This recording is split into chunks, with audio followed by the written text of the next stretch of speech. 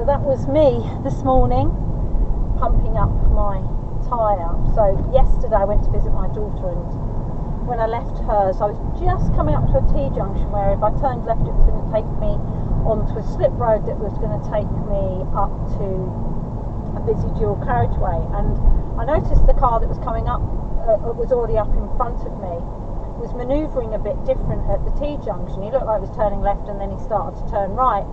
And then when I looked in front, I could see all the queuing traffic that was at a standstill on the busy dual carriageway.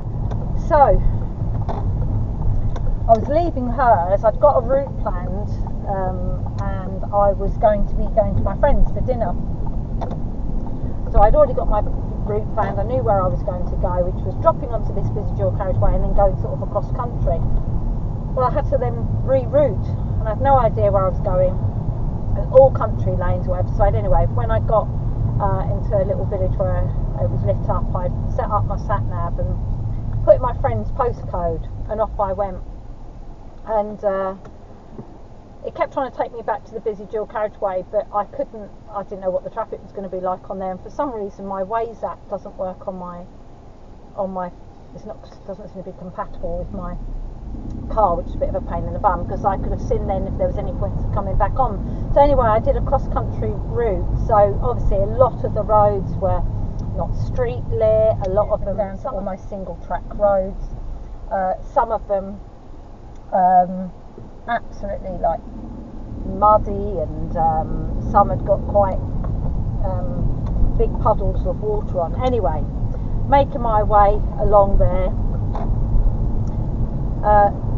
don't know really where I'm going, trying to get the sat nav on, and eventually it starts routing me the correct way rather than taking me back to the dual carriageway that's got the standstill on. But coming through some of the lanes, there were sections that were quite narrow, and I was taking it nice and steady because obviously it wasn't street lit. But some of the cars that were coming the other way, that most probably drive that road every day, some of these were like four-wheel drive cars, were coming at speed from the opposite direction. So their lights are up quite high, which means they're quite dazzling anyway. A couple of vehicles I had to flash because they've got their lights on main beam. It's not going, but never mind. But anyway, long story short, there was like the left-hand side of the road where it obviously was quite a narrow bit, and somebody coming at me. I was really close to the left edge, and some of the area on the left edge was sort of like, it wasn't potholes. You have the edge of the road, then there was like a bit of a flat bit, then it went up a little bit and over a little bit more, then another flat bit. So it was like 3 tiers of it. Anyway, obviously because I was keeping to the left so I didn't hit the oncoming cars, what happened was my car then caught, I expect, the side of one of those bits where it's slightly layered up, and yeah, anyway, so I felt like that as I was going onto it, and I thought, I don't know, I don't reckon that's I don't reckon that's done my tyre any good. So I finally get to my friends, and I said, just checked my tyres, okay, I couldn't hear any hissing, but I thought I wouldn't be surprised if that split my tyre. So anyway, I go in and have dinner, and I come out about 3 hours later. Well, I did check actually earlier on, and it looked fine, and then when I came out later I could see that it was a bit flat. So obviously I always carry a mobile, air pump thing with me. So I turned my car on, got my pump set up, and I put 35 in, and enough to drive me home. So I get home that night and said to my husband, I'll see what it's like in the morning, got a day off tomorrow. But I had an appointment, so I quickly pumped my tyre up this morning because it was as flat as a pancake, hence that's what you just saw.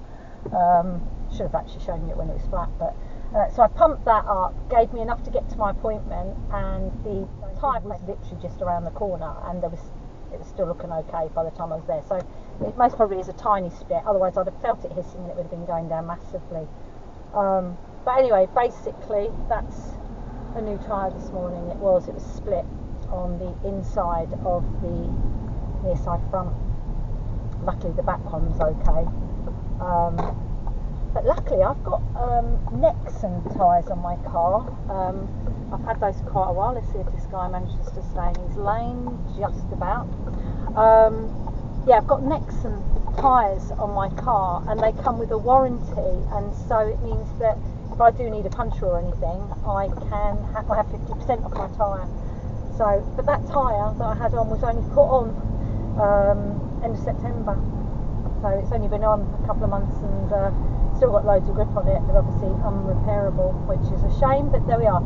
So, just to say, having an air pump in the back of your car, it could be invaluable. They're not that expensive. You go onto the YouTube, I've put a link on one of the videos on there. You'll see the one on there that I've got. It wasn't that expensive. It was something like about £17-18, and it's in the back of my car all the time, and that meant that last night, having got to try and change tyres at 10 o'clock in the dark,